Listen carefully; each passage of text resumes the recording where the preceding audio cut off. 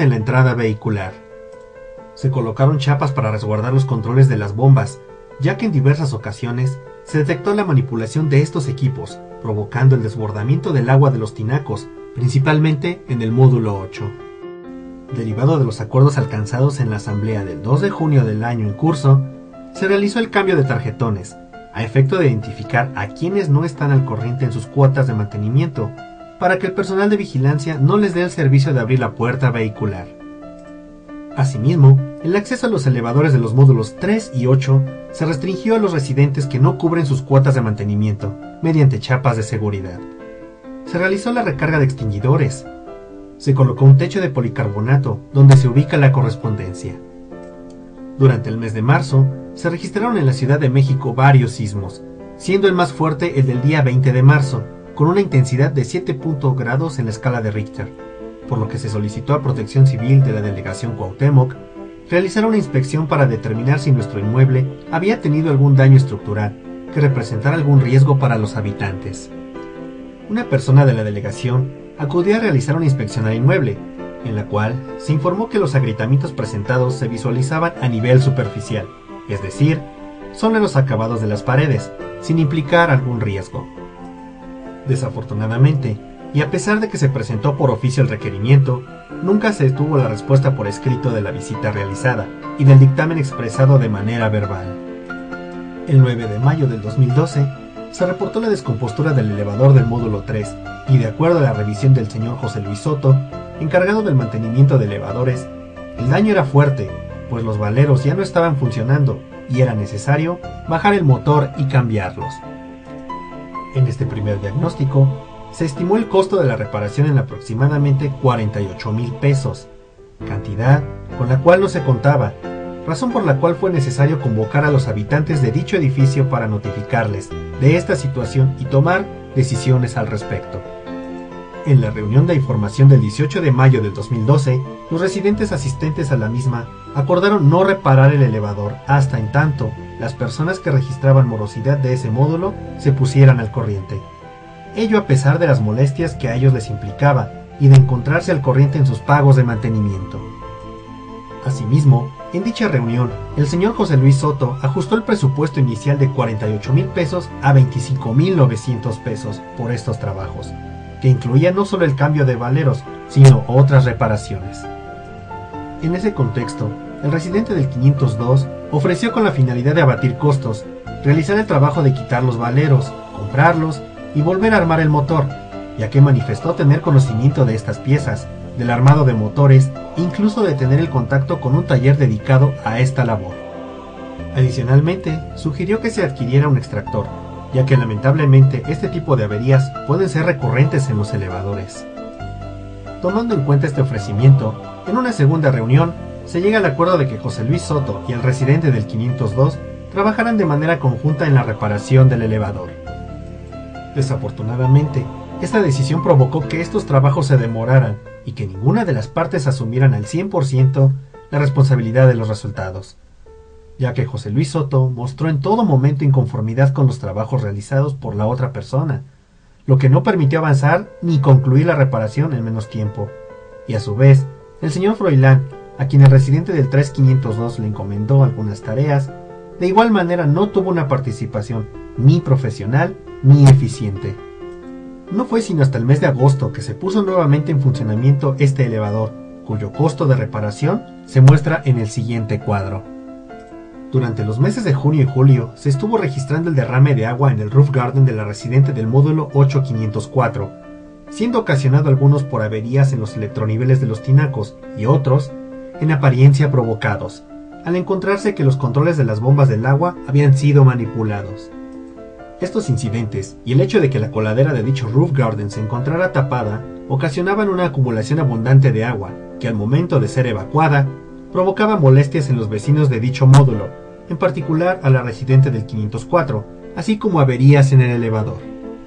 Ante esta problemática, la residente del 504, buscando resolver esta incomodidad, pero sin tomar en cuenta que afectaba un área común, colocó un tubo en la fachada exterior del edificio, del cual no solo retiraba el agua de lluvia o de los tinacos,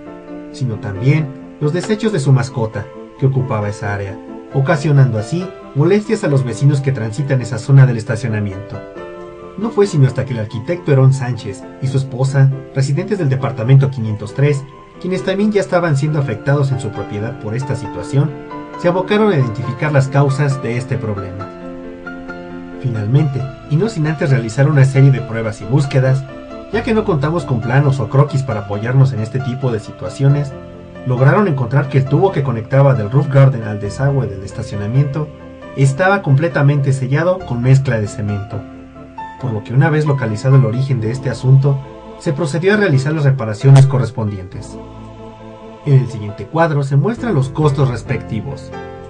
Otra de las situaciones que se tuvieron que atender fue la agresión de grafitis que sufrió nuestro inmueble en la fachada exterior de las calles de Dr. Navarro, Dr. Andrade y Dr. Claudio Bernard,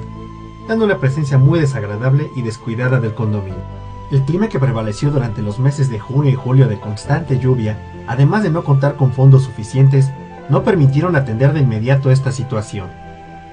No obstante, el día 22 de julio se convocó a los residentes para integrar una brigada y pintar.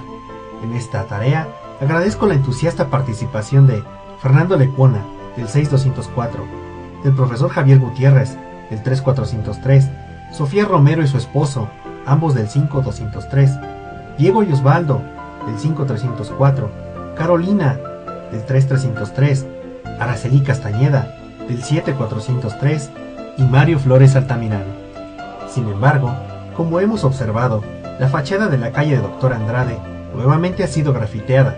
por lo que será necesario tomar otras medidas a efecto de evitar estas agresiones, que implican gasto de materiales y trabajo.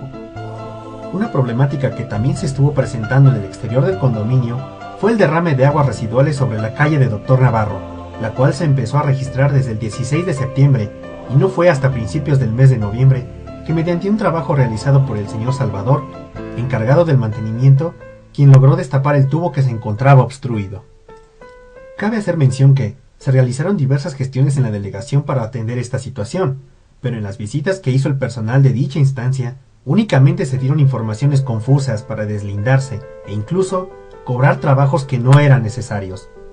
En una de estas visitas, se pretendió cobrar 15,000 pesos por la adecuación de un tubo, lo cual, como se constató, no fue necesaria ni resolvía el problema. Se enlistan como metas alcanzadas las siguientes: instalación del domo en la entrada vehicular, se adquirieron nuevos juegos infantiles, se sustituyeron focos convencionales por focos ahorradores en los pasillos de los 10 módulos, se pintaron las paredes de pasillos y escaleras de los módulos 1, 2 y 7, el área del jardín central, la entrada peatonal y la vehicular. En el mes de octubre se pone en marcha el sistema informático de Plaza Nova en su primera fase, el cual genera como un primer producto los recibos de pago e integra y capta información en una base de datos, insumo necesario e importante para la elaboración e integración de diversos documentos y reportes, entre ellos los informes mensuales. Se están arreglando las tapajuntas de los edificios y se proyecta concluir estos trabajos en este mes de diciembre. Se registra un 10% de morosidad que contrasta con el 40% que se tenía el año pasado. En el siguiente cuadro se muestran los costos de estas mejoras, que en global suman 103,828 pesos invertidos. Para los integrantes de este equipo de trabajo, han sido 2 años de aprendizaje y de prueba en los cuales hemos aprendido a escuchar, a manejar temas de diversa índole, ya que este servicio implica una amplia gama de aspectos, desde los técnicos, los financieros, los legales, hasta los éticos, los humanísticos, entre otros, a trabajar en equipo para integrar y coordinar los esfuerzos y los criterios y obtener un resultado, a interactuar, intercambiar opiniones y llegar a acuerdos, aún a pesar de algunos desencuentros, porque al final prevalece el objetivo común de conservar nuestro inmueble, pues a muchos nos han implicado una inversión significativa, en donde todos los que han participado han dado su mejor esfuerzo, particularmente quienes tienen su patrimonio en este inmueble y que por ello se preocupan y ocupan todavía más para que, en la medida de lo posible, las cosas se hagan bien y en beneficios de todos. Pero también se reconocen las fallas, como es lo normal donde hay participación humana. No se pueden también omitir los sinsabores de algunos reclamos de residentes que con razón o sin razón alguna manifestaron su disgusto en diversas formas y tonalidades, y que ha sido y es argumento único y suficiente para muchos de no asumir esta responsabilidad, pero incluso de ello se toma experiencia y se aprende, y es posible construir y al mismo tiempo crear. Es en este contexto que el equipo de esta administración interna ha trabajado. Por ello, agradecemos la colaboración en la construcción de este proyecto al señor Gonzalo Venegas Avelino, del 9502, a la profesora Guadalupe Gaona Telles, del 7501, al ingeniero Fernando Lecuona Carrillo, del 6204, a la señorita Erika Díaz Terán, al señor Rubén Flores García, a la señorita Cristina García Fraga, al licenciado Mario Flores Altamirano, y especialmente a los licenciados Ernesto Cuadros Toledo y Dora María Camacho Toledo, del 4101, por su siempre comprometida participación. De igual manera, se agradece la colaboración de todos aquellos residentes que con sus comentarios, sugerencias y observaciones han coadyuvado a corregir y mejorar nuestras actividades, particularmente a María Santa Valentín Gutiérrez, del 9201, Araceli Castañeda Tapia, del 7403, y Alejandro Sánchez Heredia, del 2204, quienes además depositaron su confianza en nosotros y han compartido la responsabilidad en el manejo de los recursos. Concluida esta fase, los integrantes del equipo, después de deliberar y valorar diversos aspectos, analizar escenarios y estando conscientes del reto y el compromiso que esta responsabilidad significa, tomaron la decisión de continuar este proyecto, ya que lo que se ha logrado, además del trabajo invertido, ha implicado limitar tiempos y espacios en otros ámbitos, familiar, personal, etc., para que al final se deje al azar y sin haberse consolidado, ya que, no obstante que se ha hecho una abierta invitación a los residentes para integrarse en las funciones de la administración, no ha sido posible conformar un nuevo equipo. En esta nueva etapa, y si la Asamblea lo aprueba, el equipo de trabajo estará integrado por la señorita María Cristina García Fraga, la licenciada Dalila Mendoza Ortiz, el licenciado Mario Flores Altamirano, y encabezado por el señor Rubén Flores García como administrador. Con el siguiente programa de actividades para el 2013. Consolidar una administración interna y conformar el comité de vigilancia. Es necesario terminar de recabar la documentación que solicita la Procuraduría Social del DF para que esta instancia avale las convocatorias de los condominios A, B y C y realizar las asambleas respectivas para nombrar a los administradores y a los miembros del comité de vigilancia, y de esta manera estar en condiciones de designar al comité de vigilancia del conjunto condominal. El rescate de este órgano representativo es de suma importancia, ya que la participación colegiada de los residentes permitirá una toma de decisiones más completa e informada. Los temas que atañen al condominio podrán ser analizados con distintos puntos de vista y, sobre todo, las acciones de la administración estarán consensadas. Asimismo, existen asuntos pendientes que tendrán que ser avalados por este órgano representativo. Tal es el caso de las sanciones que se deberán aplicar a quienes no cumplen con el reglamento, conforme a lo establecido en la Asamblea del 2 de junio del 2012, y los cambios en las firmas de la cuenta bancaria del condominio. Por otro lado, es necesario insistir con los residentes para que participen en las actividades de la administración, a efecto de integrar nuevos miembros, apoyando su capacitación con material y manuales de procedimientos de las distintas áreas. Acciones para fortalecer la reducción de la morosidad. Referente a las acciones para abatir la morosidad, se buscará, mediante la continuidad de los trabajos de mejoras al inmueble, que los residentes tengan la confianza y constaten en lo práctico que los recursos se invierten en su patrimonio, motivándolos a realizar sus pagos de mantenimiento y que estos sean de manera oportuna. En contraste, los residentes que reincidan en la morosidad se les aplicarán las restricciones establecidas en la Asamblea del 2 de junio, en la cual se determinó que se les limitarían los servicios del uso del elevador y de la apertura de la puerta vehicular por parte del personal de vigilancia. Se les aplicarán dichas restricciones, por lo que con frecuencia se realizará el cambio de tarjetones y se seguirán instalando mecanismos para controlar el acceso a los elevadores. Finalmente, aquellos residentes que, a pesar de los acercamientos y posibilidades para liquidar sus adeudos, persistan en esta situación, se solicitará el apoyo de un abogado experto en esta materia para que realice lo conducente, una vez agotados los trámites en la Procuraduría Social del DF.